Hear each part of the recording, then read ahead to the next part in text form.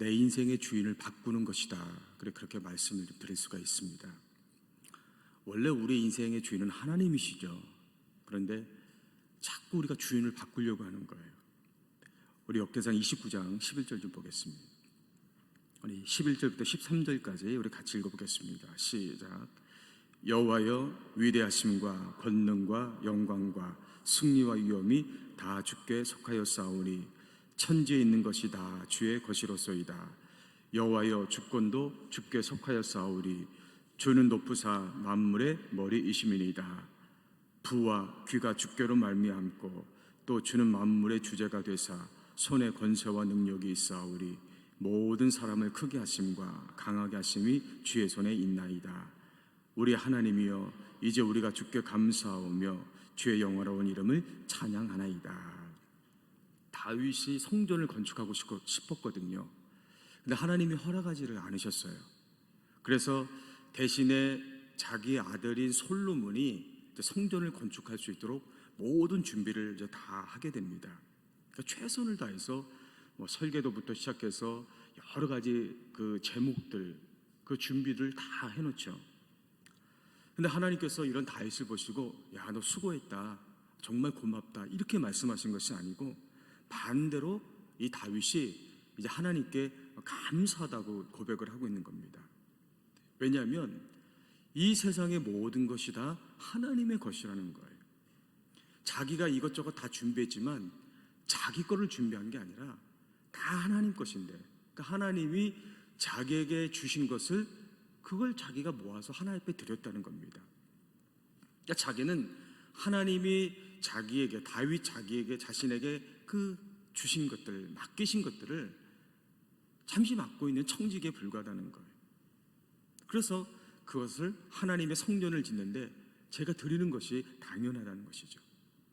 이렇게 해서 모든 것의 주인이신 그 하나님을 그 성전에 모셔서 우리 이스라엘 가운데 그 하나님을 모실 수 있는 것이 얼마나 큰 축복인지 모릅니다. 그러면서 오히려 그 하나님께 감사하고 찬양을 하는 그런 모습을 볼 수가 있습니다.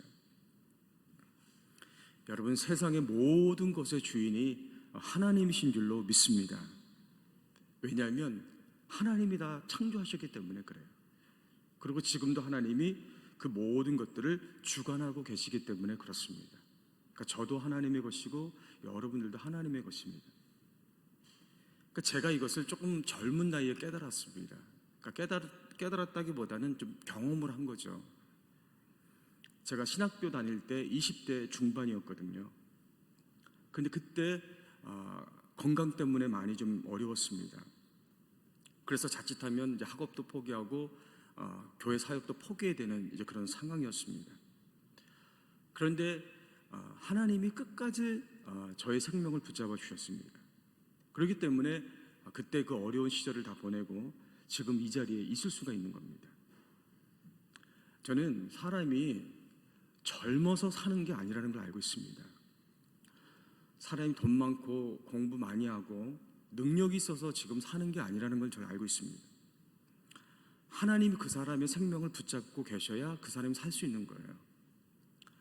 사람이 아무리 낡으기어도 하나님이 한번 불어버리시면 마치 욥처럼 내 생명은 당연한 거고 모든 게 먼지처럼 다 날아가 버릴 수 없다, 다 날아가 버리고 만다, 그것을 저는 잘 알고 있습니다. 그렇기 때문에 저는 또 좋게 표현하면 하나님을 경외합니다. 조금 좀 세게 표현하면 하나님 두렵죠. 왜 하나님이 두렵냐면 하나님은 이런 분이신 거예요.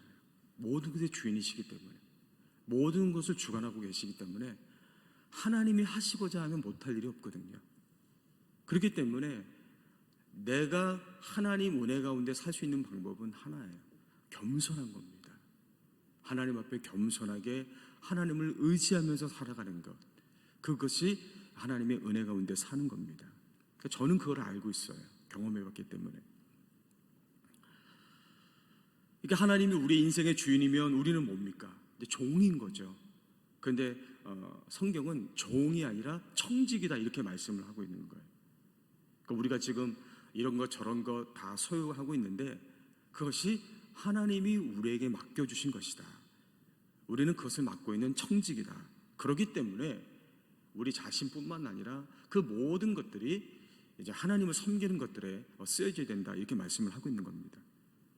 근데 문제는 우리가 청지기로서 그렇게 하나님만 섬겨야 되는데 이제 다른 거를 이제 주인으로 섬기려고 한다는 거예요. 우리 마태복음 6장 24절을 보십시오. 자, 시작. 한 사람이 두 주인을 섬기지 못할 것이니 혹 이를 미워하고 저를 사랑하거나 혹 이를 중히 여기고 저를 경히 여김이라. 너희가 하나님과 재물을 겸하여 섬기지 못하느니라. 나는 하나인데 두 주인을 섬기려고 한다는 거예요. 그 두 주인이 누굽니까?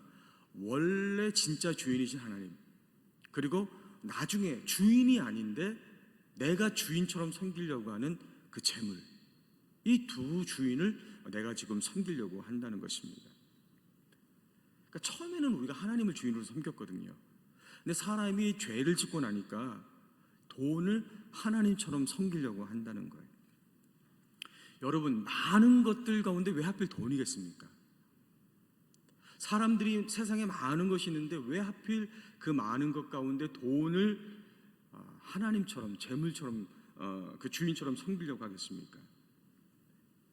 돈이 화폐 단위가 아니에요.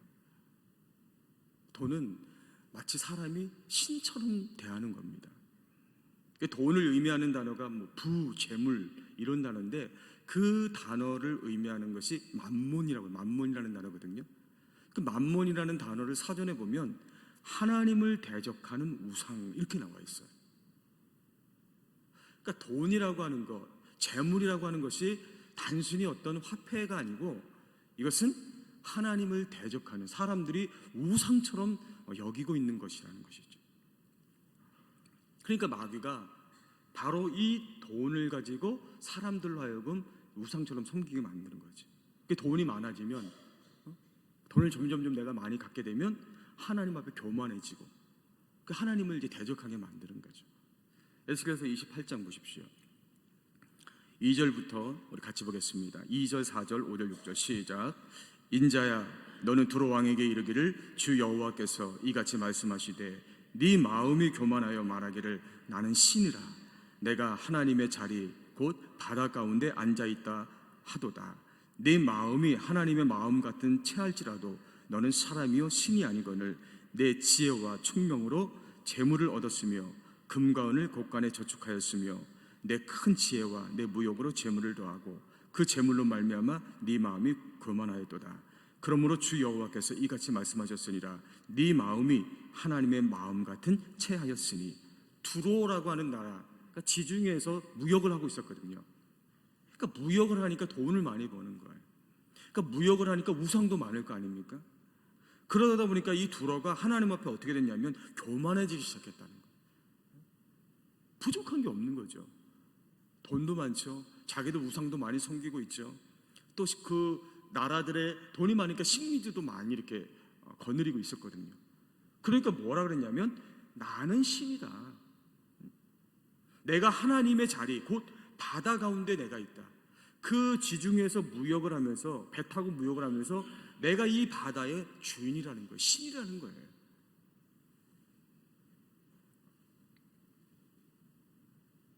그러니까 다윗과 솔로몬 시대 이스라엘이 그 황금기 때, 그때 두로가 그 이스라엘과 어깨를 겨루고 있었거든요. 하나님 앞에 교만한 겁니다. 그러면서 자기들이 우리가 하나님 자리에 앉아 있겠다 이렇게 얘기를 하는 거예요. 그러니까 하나님께서 두로에게 경고를 하시죠. 7절 8절 보세요. 시작.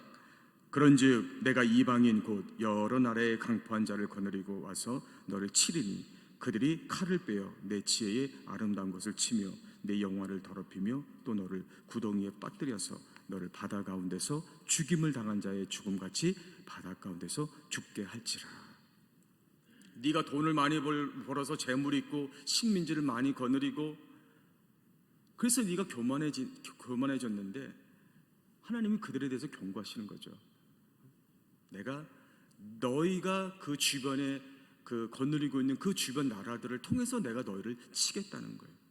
너희가 그 재물을 가지고 아름답게 쌓아두었는데 그 모든 것들을 내가 다 더럽히고 너희가 신이라고 하는 그 자리, 그 바다 가운데 내가 너희를 완전히 심판해버리겠다. 이렇게 경고를 하고 계시는 겁니다. 이것이 하나님을 주인으로 삼지 않고 재물을 우상처럼 섬기는 사람들에 대한 결말이다. 이렇게 말씀하고 있는 거예요. 여러분의 주인은 누구십니까?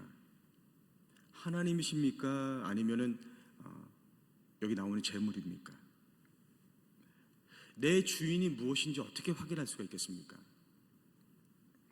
예전에 김미진 간사님이 저희 교회에서 재정 세미나 할 때 이렇게 얘기를 했어요. 하나님과 돈 중에서 어느 게 내 주인인지 내가 확인하려면 둘 중에 하나가 완전히 없어져 보면 안 됩니다. 이렇게 얘기를 하시더라고요. 하나님이 나의 주인인지 재물이 내 주인인지 확인하려면 둘 중에 하나가 나에게 없으면 내가 확인할 수가 있다는 거예요. 어떤 사람이 돈이 완전히 다 없어져 버렸어요. 돈이 하나도 없어요. 그런데 여전히 그 사람이 살고 있습니다. 여전히 열심히 하나님을 믿고 있습니다. 그럼 그 사람에게 있어서 돈은 주인이 아닌 거죠. 하나님이 주인인 거예요. 그 사람은 돈이 없어도 사는 사람이죠. 그런데 돈이 없으니까 그 사람이 신앙도 포기하고 삶도 완전히 다 포기해버려요. 그럼 그 사람의 주인은 하나님이 아니고 돈이었다는 것입니다. 또 어떤 사람이 하나님이 없는 것처럼 살아갑니다. 주일날에도 예배드리지 않고 전혀 기도하지 않고 자기 멋대로 막 살아갑니다. 그런데 멀쩡하게 살아가는 거예요. 그렇다면 그 사람은 하나님의 주인이 아니에요.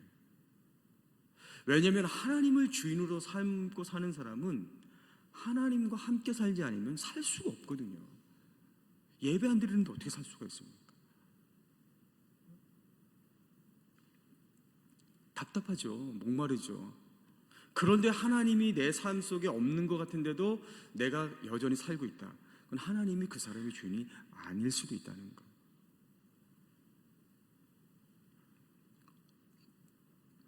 저는 하나님만이 여러분의 인생의 주인이 될 수 있기를 주의 이름으로 간절히 기도합니다. 자, 그래서 성경에서는 이 재정을 다루는 것이 바로 하나님 앞에 충성하는 데 있어서 굉장히 중요하다. 그러니까 충성된 일꾼이 이 재정을 잘 다뤄야 된다. 이렇게 말씀을 하고 있습니다. 자, 그 부분을 좀 보도록 하겠는데, 우리가 읽었던 이 누가복음 19장 12절부터 26절에 보면 문화의 비유가 나옵니다. 그러니까 어느 귀인이 왕위를 받으려고 먼 나라로 이제 가는데 10명의 종들에게 한 문화씩 나눠줬어요. 그러니까 한 문화라고 하면 지금 한 1,000만 원 정도 되는 그런 돈입니다.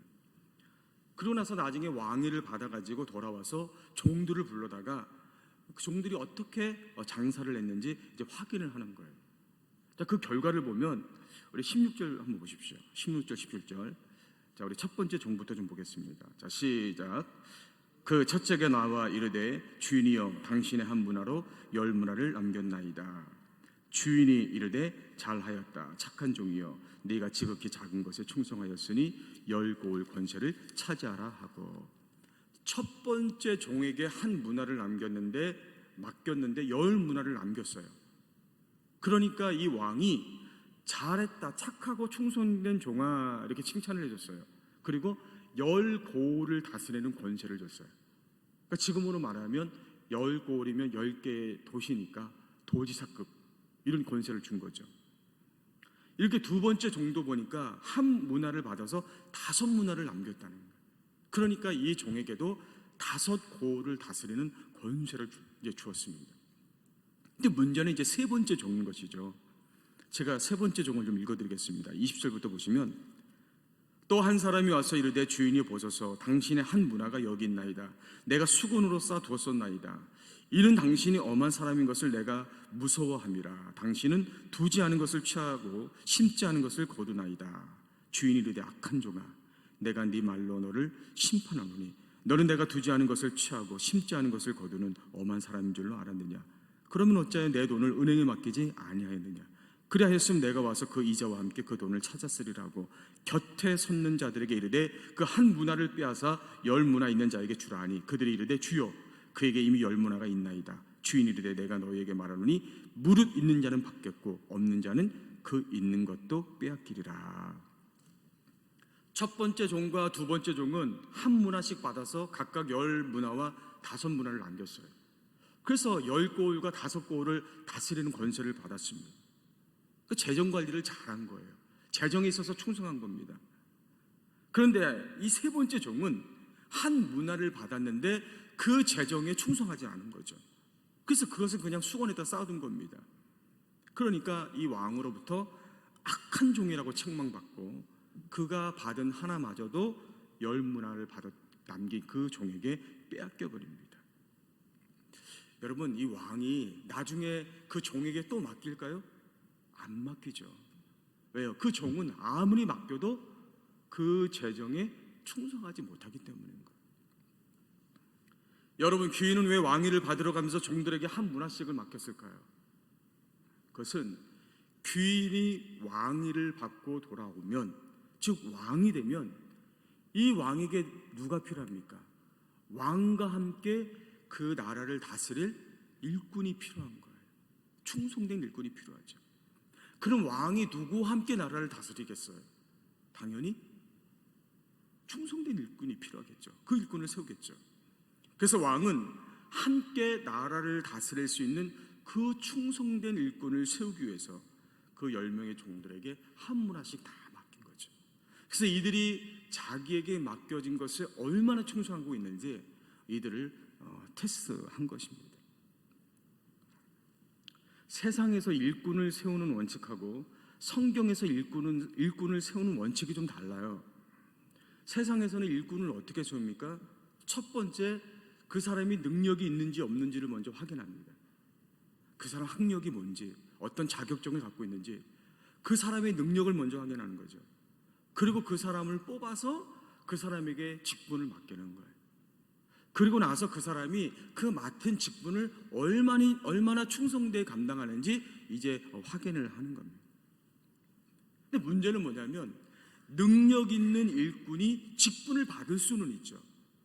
그 일꾼이 그 받은 직분에 충성하면 괜찮아요.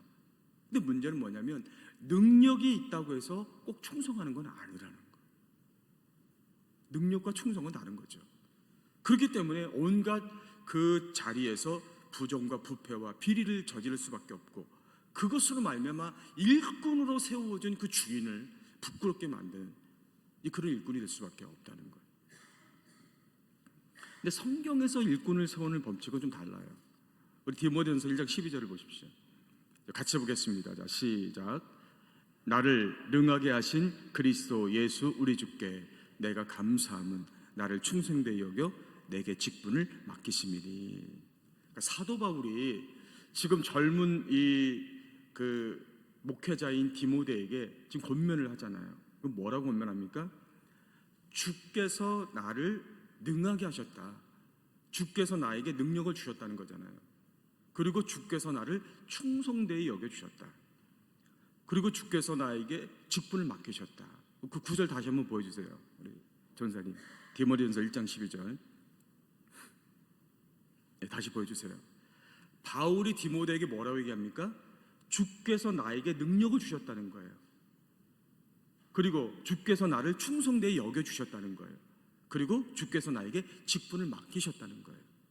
근데 이 구절을 원래 순서대로 말하면, 바꾸면 이렇게 바꾸면 되는 거죠. 첫 번째는 뭐냐면 주께서 나를 충성되이 여겨주신 거예요. 먼저. 그래서 두 번째로 나에게 직분을 맡겨주신 것이고, 그리고 마지막 세 번째로 직분을 맡겨주셨기 때문에 그것을 감당할 수 있는 능력을 주셨다는 거예요. 그러니까 전혀 세상 법칙하고는 다른 거죠. 세상에서 일꾼을 세울 때는 능력을 먼저 확인하고 능력 있는 사람에게 직분을 맡겨서 충성하는지 확인하는 겁니다. 그러나 성경에서는 그 사람이 충성하는 사람인지를 먼저 보고 그 사람에게 직분을 맡기는 거예요. 그리고 그 사람이 직분을 감당할 수 있는 능력을 부어줘서 그 직분을 감당하게 한다는 거죠. 그러니까 하나님이 우리에게 어떤 능력이 있느냐 없느냐 그거를 먼저 보시기 전에 먼저 우리가 충성할 수 있는 사람인가 그걸 먼저 보시는 거예요. 하나님이 어떤 것들을 우리에게 맡기실 때 우리가 하나님 저는 능력이 없습니다. 이것은 어떻게 보면 겸손한 것 같지만 우리에게 능력 주시는 그 하나님을 우리가 의지하지 못하는 것일 수도 있는 거죠. 우리는 뭐예요? 맡은 자가 구할 것은 충성이죠. 하나님 앞에 평소에 충성된 모습을 보여드리는 거예요. 그러면 그 모습을 보시고 하나님이 우리에게 직분을 맡겨주시는 거죠. 그러면 그 직분만 맡기시는 것이 아니라 직분을 감당하시는 능력을 주셔서 그 직분을 감당하시는 거예요. 왜 직분을 감당하시는 능력을 주시느냐? 내 능력으로 직분을 감당하는 것과 하나님이 주신 능력으로 직분을 감당하는 건 다르기 때문에 그래요. 많은 사람들이 내가 능력이 있어서 그 직분을 감당한다고 생각해요. 근데 죄송한 얘기지만 내 능력은 내 능력이지 하나님 능력이 아니라는 거예요. 이상하게 내 능력은요, 그것을 가지고 직분을 감당할 때 하나님의 능력이 나타나는 것이 아니라 이상하게 내 능력이 나타나요. 쉽게 얘기하면 내 의의가 자꾸 나타난단 말이에요. 자꾸 나를 나타낸다는 것이죠. 근데 하나님이 주신 능력을 가지고 직분을 감당하면 내 능력이 아니라 하나님의 능력이 나타나게 되는 겁니다. 그러니까 내 능력으로 할 수 없는 것들을 하나님의 능력으로 하게 되는 것이죠.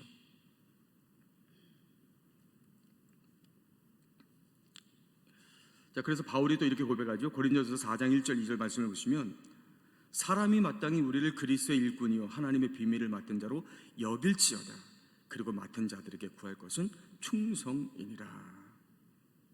바울이 먼저 복음을 전하는 일에 우리가 충성을 하면 사람들이 우리를 그리스도의 일꾼으로 우리의 그 직분을 인정해 준다는 거예요.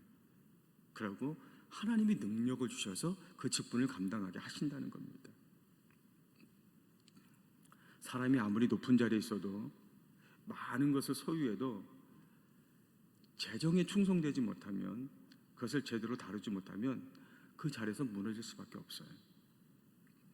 내가 지금 있는 자리에서 충성된 일꾼이 될 때 하나님이 나를 세워주시고 그 세워주신 나에게 능력을 부어주셔서 그 일을 감당하게 하시는 겁니다. 저는 여러분들이 먼저 하나님 앞에 여러분의 자리에서 특별히 재정을 다루는 일에 있어서 충성된 자가 되기를 주 이름으로 간절히 기도합니다.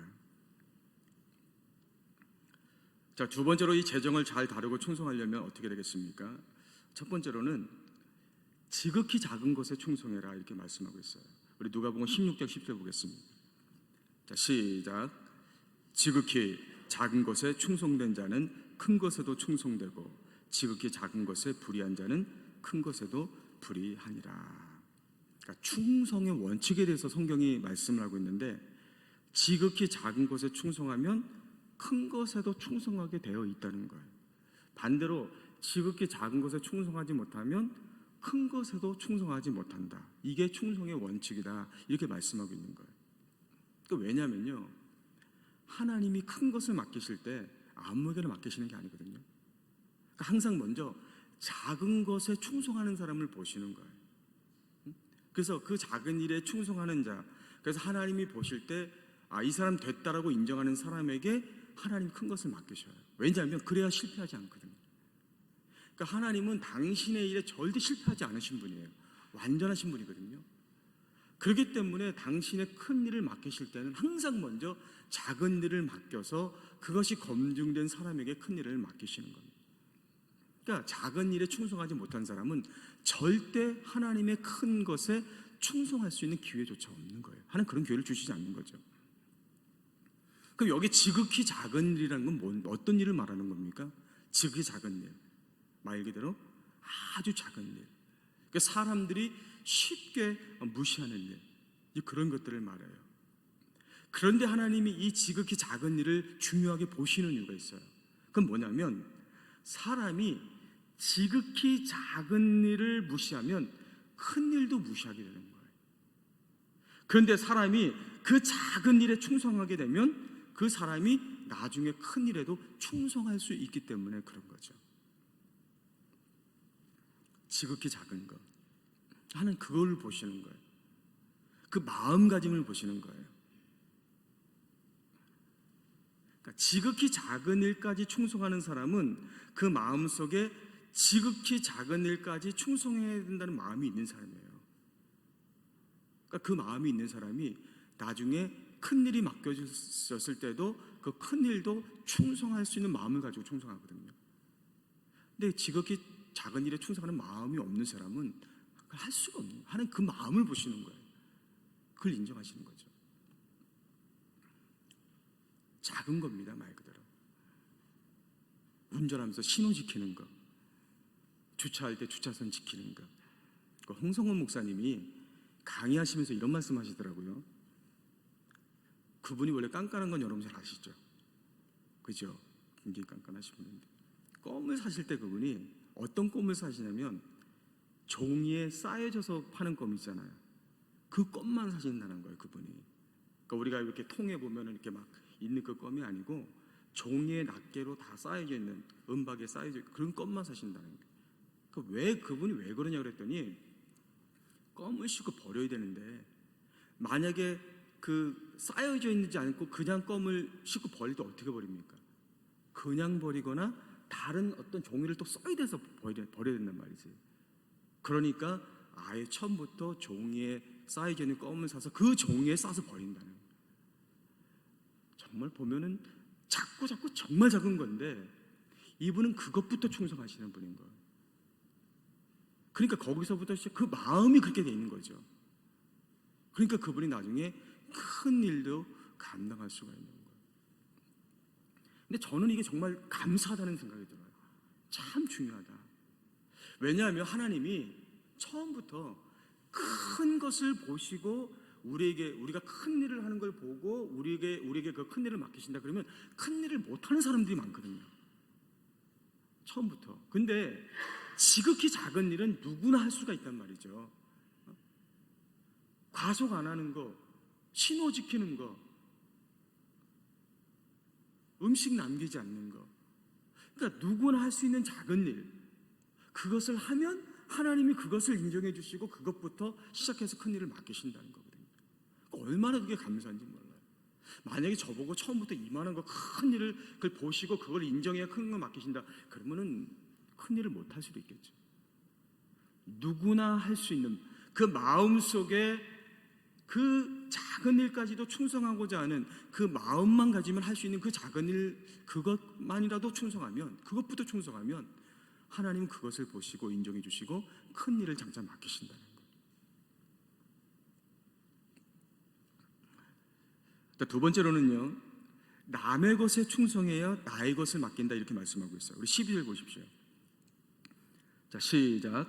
너희가 만일 남의 것에 충성하지 아니하면 누가 너희의 것을 너희에게 주겠느냐.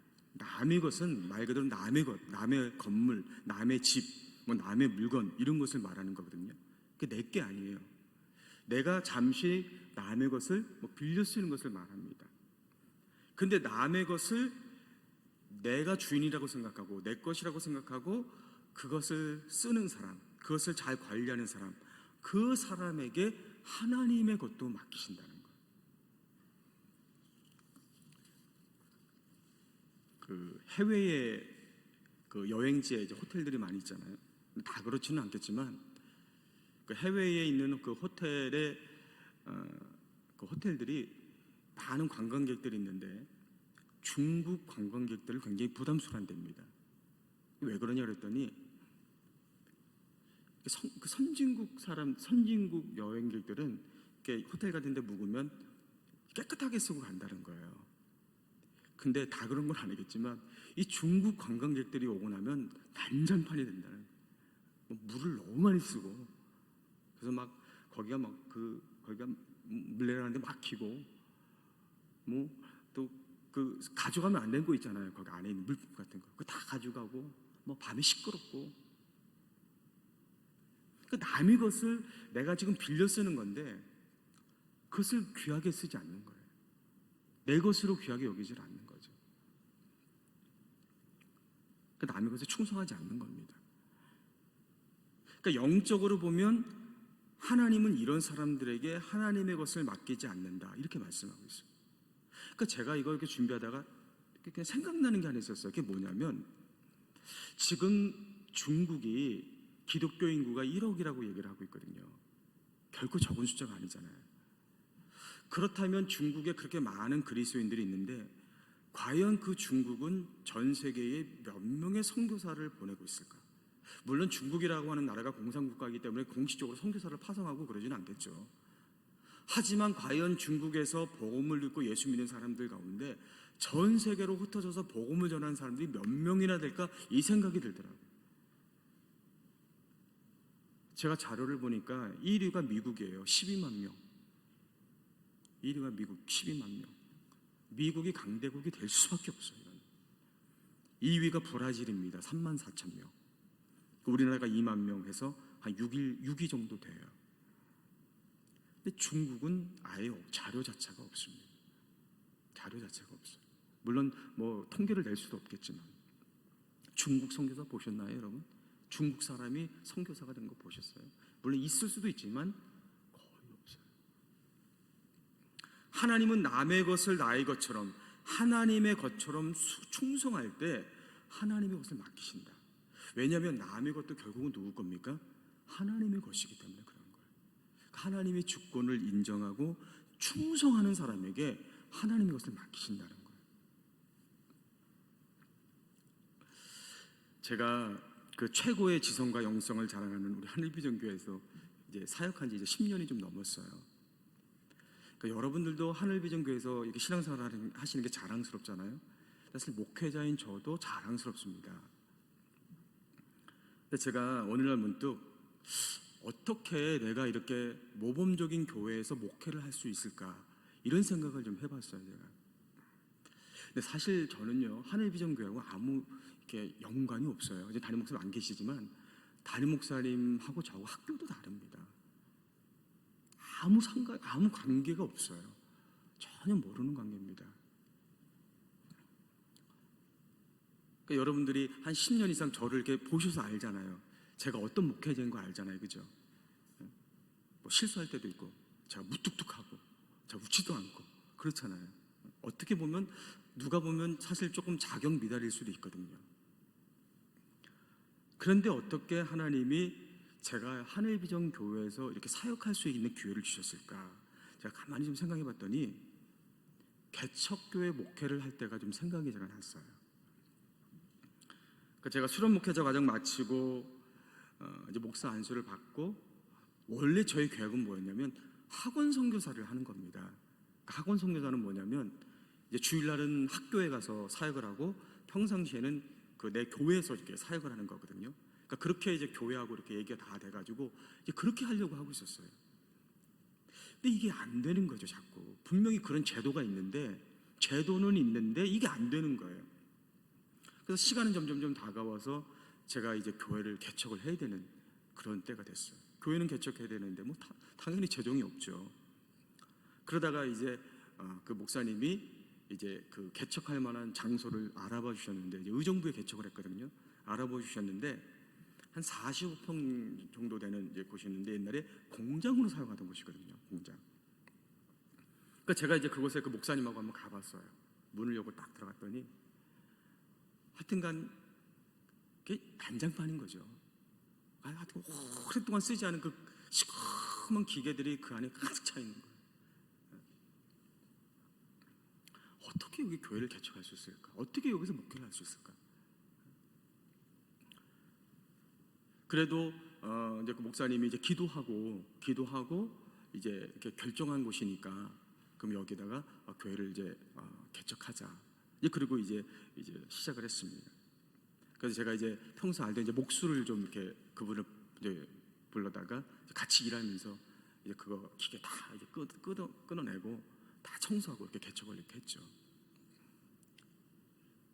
하면서 이제 옥상에다가 이제 십자가를 걸고 싶었고 또 간판도 세우고 싶었고 근데 집주인이 그 건물 주인이 십자가를 걸지 못하게 하는 거예요. 십자가 얼마 안 된다.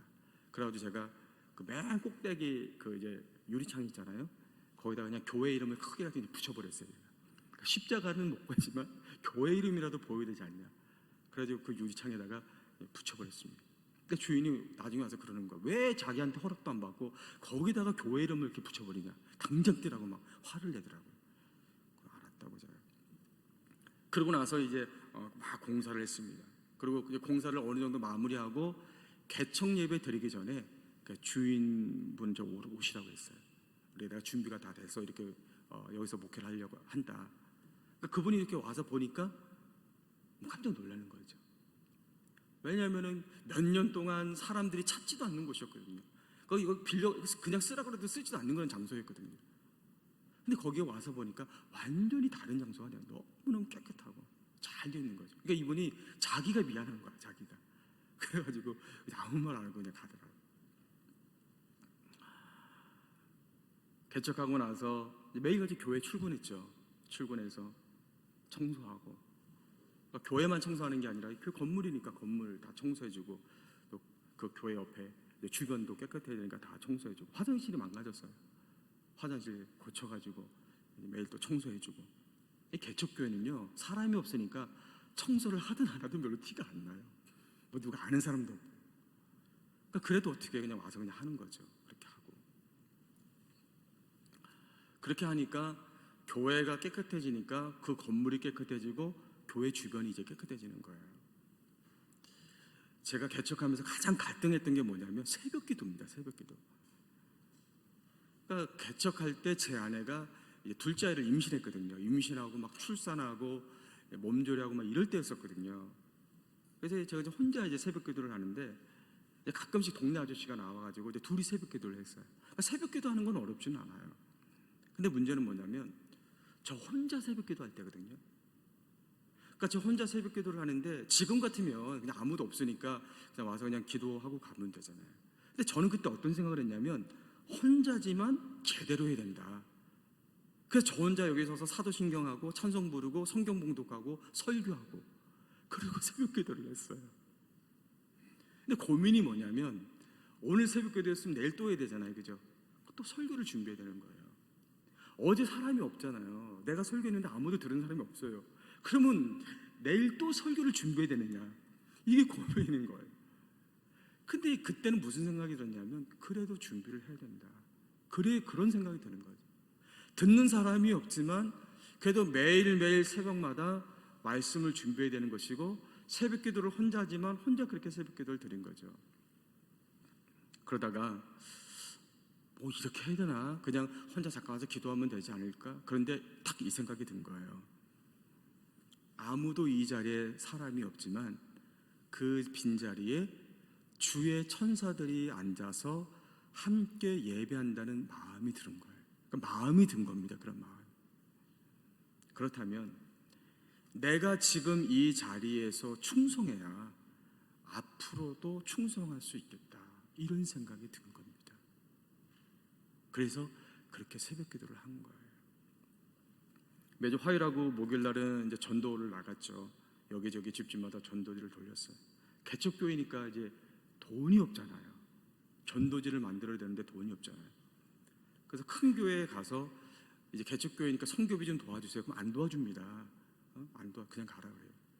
그래서 어떻게 했냐면 큰 교회를 이제 찾아가가지고 제가 개척교회인데 전도를 하려고 그러는데 전도지가 없습니다.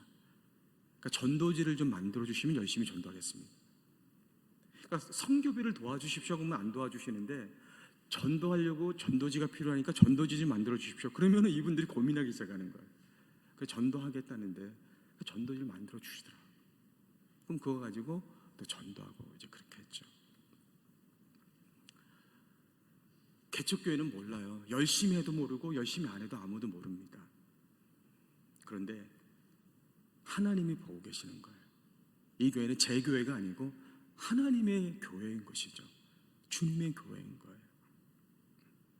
제가 이렇게 생각해 보니까 그때 잠깐 제가 충성했을 때, 나름대로 충성했다고 생각했을 때 하나님이 그것을 보시고 지금도 충성할 수 있는 그런 기회를 주셨다고 저는 믿고 있습니다. 우리 예레미야 27장 5절 말씀 마지막으로 보겠습니다. 자, 시작. 나는 내 큰 능력과 나의 쳐든 팔로 땅과 지상에 있는 사람과 짐승들을 만들고 내가 보기에 옳은 사람에게 그것을 주었노라. 그대로 보여주세요. 하나님 말씀하십니다. 내가 그 큰 능력으로 이 세상의 모든 것을 창조했다. 내가 이 온 세상의 주인이다. 이렇게 말씀하시는 거예요. 그러면서 내가 이것을 누군가에게 맡기고 싶다. 이것을 내가 누군가에게 주고 싶다는 거예요. 그가 누굽니까? 내가 보기에 옳은 사람에게. 그 옳은 사람이 누구예요? 충성된 사람인 거죠. 재물에 충성된 사람, 지극히 작은 것에 충성된 사람, 남의 것을 내 것으로 여기고 충동된 사람, 그 사람에게 하나님이 당신의 것을 맡기겠다. 그것을 통해서 하나님이 일하시고 영광 받으시겠다. 이렇게 말씀하고 있는 겁니다. 저는 저와 여러분들이 이렇게 하나님께로 충성된 자로 인정을 받아서 그 하나님의 나라를 위해서 쓰임받는 그런 여러분들의 얘기를 주 여러분을 간절히 축복합니다. 자, 이 시간 같이 기도하실 때 하나님, 오늘 이 밤에 우리에게 말씀을 주셨사오니 하나님이 지금도 하나님의 것을 맡길 사람을 찾고 계시고 주고 싶은 사람, 하나님 보기에 옳은 사람을 찾고 계시는데 내가 그런 사람 되기를 원합니다. 하나님, 내가 재물에 충성된 사람, 지극히 작은 것에 충성된 사람, 남의 것을 내 것으로 여기고 충성되게 감당하는 사람이 되어서 하나님의 것을 내가 받아서 맡아서 그것을 감당하는 사람 되게 하여 주옵소서. 우리 같이 통성으로 기도하다가 돌아가도록 하겠습니다. 같이 기도하겠습니다. 하나님 아버지 감사합니다. 오늘 이 저녁에 또 저희들을 발걸음을 인도하여 주시옵시고 또 하나님 말씀 앞에